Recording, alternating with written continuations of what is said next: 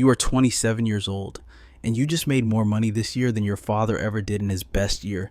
Nobody told you it would feel like this. It is a Sunday in November. You are 10 years old.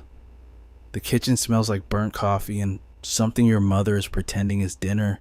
Your father's at the table, not eating, just sitting.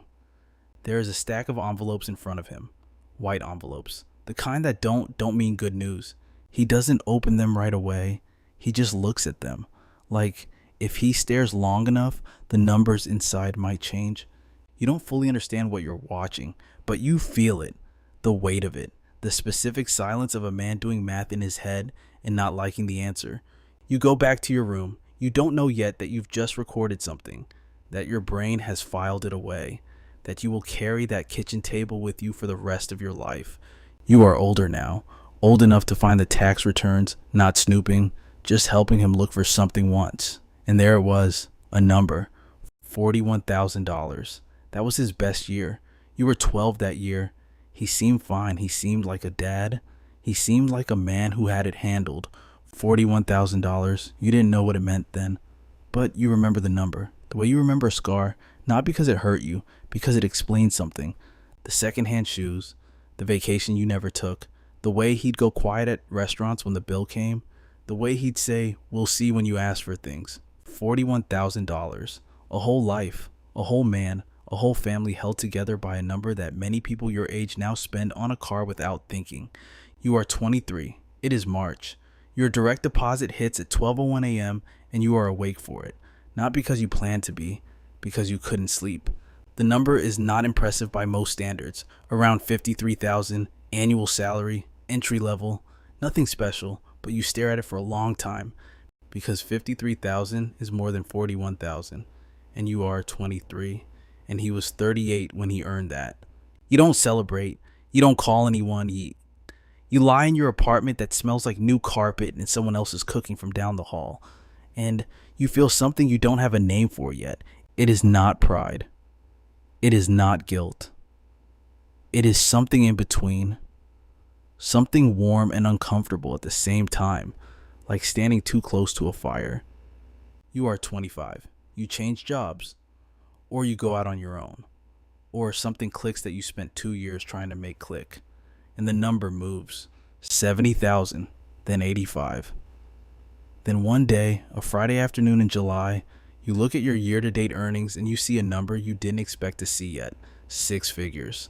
Over $100,000. And it's only July. You close your laptop, you sit very still. The air conditioning hums. Outside, someone is mowing a lawn. The world is completely ordinary. But something inside you has shifted. Something structural, like a wall coming down in a house you've lived in your whole life. And now there's all this new space, and you don't know what to put in it yet. You think about the kitchen table, you think about the white envelopes, you think about $41,000, and then you close your eyes, and you stay there for a minute. It is Thanksgiving. You are 26. You drive home in a car your father has never seen before. Not flashy, but new, noticeably new. He comes out to the driveway. He walks around it once. He nods. "Nice," he says. One word. From a man who spent your entire childhood working for other people. From a man who drove the same Buick for 11 years because it still ran and there was no reason to spend the money. You go inside. The house smells like it always has. Turkey and the specific wood of these floors and something in the walls that is just time. At dinner, someone asks how work is going. You say fine. You say busy. You say good. You do not say the number. You will never say the number at this table. Because you understand something now. The number is not the point. The number was never the point. You are 27 now. You are making significantly more money in a month than your father made in a quarter. And it is awkward. Exactly like that. Awkward. Not triumphant. Not cinematic. Awkward. He calls to ask about your car insurance. Because that's what fathers do. They call about car insurance. They ask if you're eating enough. They give you advice about things that no longer apply to your life. And you listen. You always listen. But there is a gap now, not between you and him, between your worlds. He has spent his life inside a certain set of financial walls. Walls he built around himself not out of failure, but out of circumstance, out of the year he was born, out of the cards that were dealt before he had any say in the hand. And you have walked through those walls, and you are standing on the other side, and you can still see him through them, but you can't quite reach back through without it feeling strange. Here's what nobody tells you. It is lonely. Not lonely like being alone, lonely like being fluent in a language no one in your family speaks. You go to dinner with old friends and the conversation moves to things you no longer worry about. And you nod and you relate and you remember when you worried about those things, but you don't anymore. And you can't say that because what do you say? I outgrew the anxiety you're still living in. You don't say that. You never say that. So you carry it quietly. And the money keeps coming.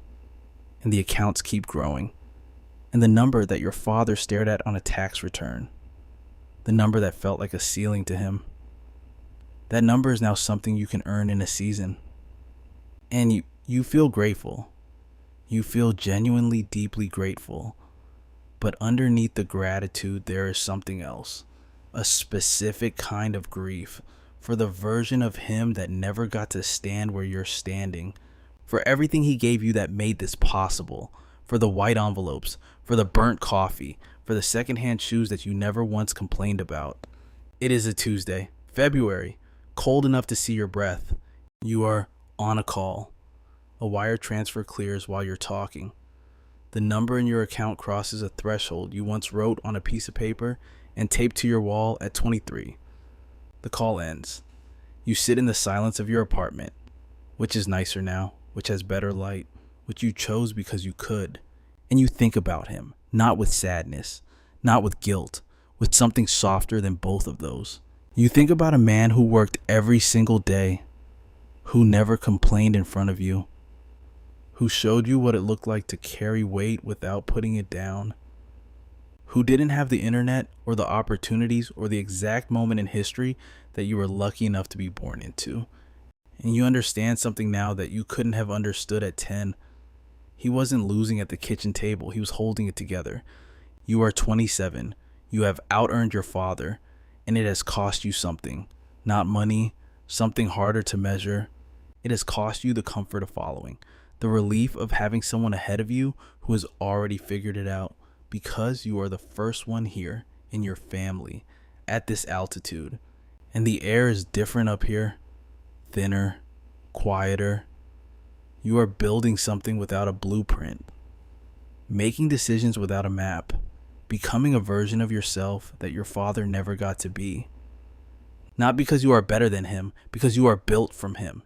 Every white envelope, every silent dinner, every secondhand thing he gave you without apology, every morning he left before you woke up, every year he spent working inside a number that was too small for the size of the man he was, that is inside you. That is the foundation. You didn't outrun your father. You carried him here, boss. This is for education and entertainment only, not financial advice.